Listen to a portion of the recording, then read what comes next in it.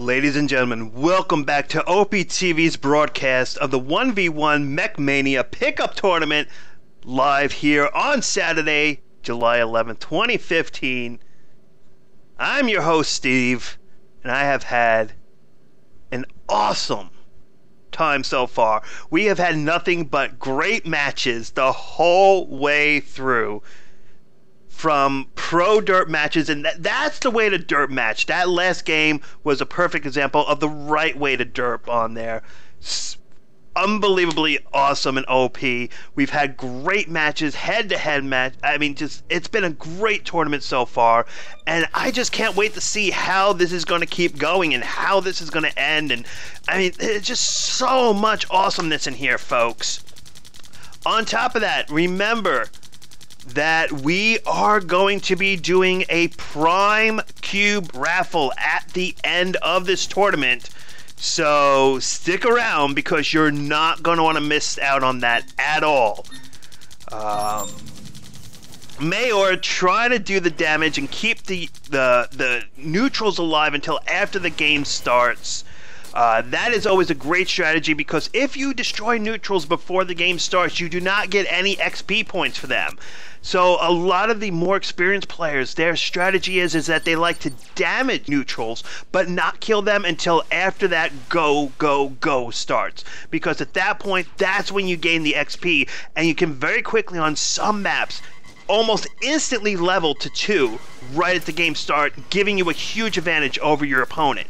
It's little tricks and tips like this that work to your advantage, such as this one right here. Maor, as you see, shooting the back of a tank. If you're not aware of it, tanks and other tread-based units take more damage in the rear because, well, I could say something, folks, that's not completely appropriate. So let's keep it clean right now, and let's just say there's less armor and protection in the rear, and therefore it takes more damage. I'll let the rest of you guys have fun making and twisting and turning that however you want, but here for our tournament's broadcast, we will try to keep it as clean as possible. Keyword as possible. Anyway, folks, we are on game bracket F of this series, best of 3 semifinals. Both of these players fought hard to get their way into these semifinals, you know, fighting tooth and nail in some cases to make it all the way here, and I expect a great match for this best of 3 series. This series, folks, could literally go the full 3-game series. So I can't wait to see how it's all going to work out. However, right now, Maor getting a huge advantage, pushing in all those Geminis, 9 Geminis being pushed in, going up against Dillos. Dillos just, they don't have a prayer against Gemini so long as you have close to about the same amount of units on each side. Oh, then your Geminis are going to win, hands down, no doubt about it. And it's showing in Rambnon's upkeep. 29 upkeep for Maor, only 16 for Rambnon. This is not the position that he wants to be in right now. Rambnon deploying out his tanks, pushing out.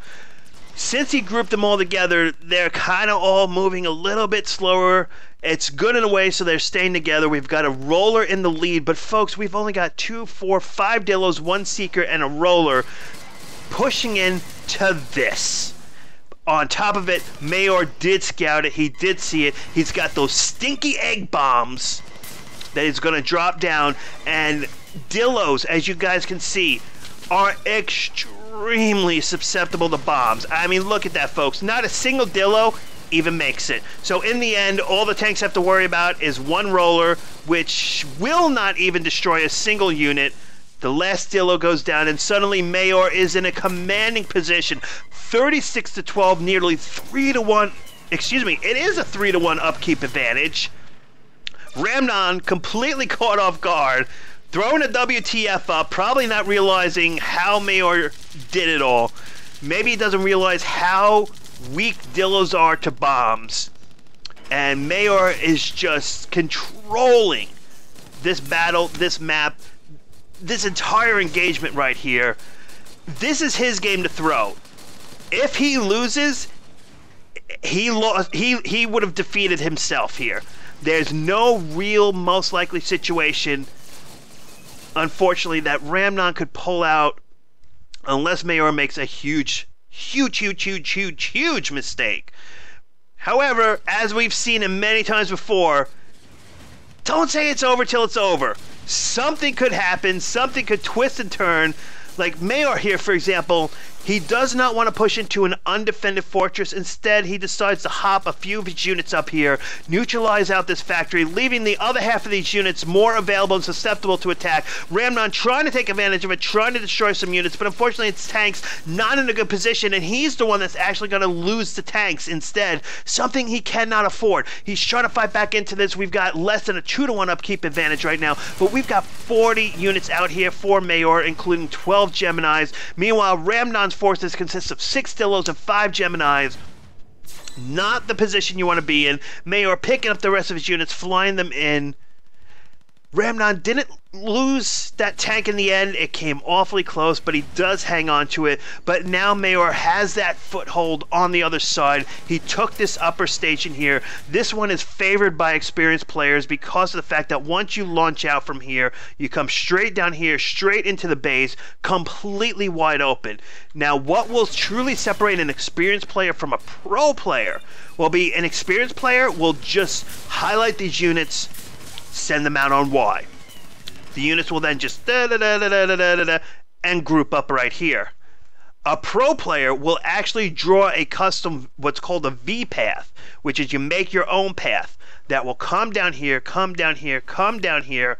Then once it comes here, they will draw the path around the fortress itself, completely around, and then connect it here, so that way the tanks continue to circle and circle and circle the base. What that does is it makes sure your tanks don't all group up right here where they're less effective and more susceptible to damage, and they just circle the base, just doing so much damage. Now, a drawback of that is that your units, because they're not technically on a Y attack, they will prioritize any unit, including creeps, before they attack a fortress. So in an experienced player's hand, they can try to exploit that and try to make sure that their base doesn't take any more damage than what is needed. However, so long as you make sure that you don't get your tanks distracted, or if they are being distracted, what people will then do is they'll wait until they're on an area of the base where there's much less units for defense, and then at that point they'll highlight them all and switch them to Y, and then at that point, bam, they all fire into the base, and you normally see the base bleed incredibly quickly. Maor pushing out, he wants this outpost over here. Maor is completely focused on outposts right now. He doesn't care about the bases. It is giving Rambnon at least a small opportunity to try to build up a little something. Now the problem is because he doesn't have any other outposts on the map, he's already reached max upkeep. He really can't build anything else. There's not many units here. They will not be able to use for defense if Maor pushes out. However, if Rambnon does push out with these tanks on a Y push, they can come down through here, around up here.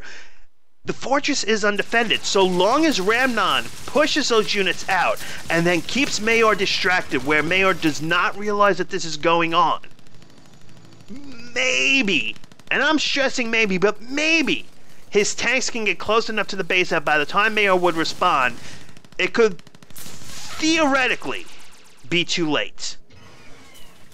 The problem is those tanks have to get all the way from the middle outpost all the way in. He doesn't push them out on time. That's a mistake that a lot of people make, is they just build, and then let the units sit.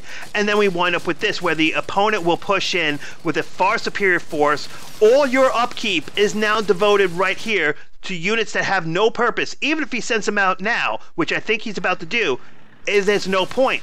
Your enemy units are already at your fortress. This roller is just sitting there doing nothing but damaging, soaking up damage, but not even inflicting damage, which is a complete waste of that roller.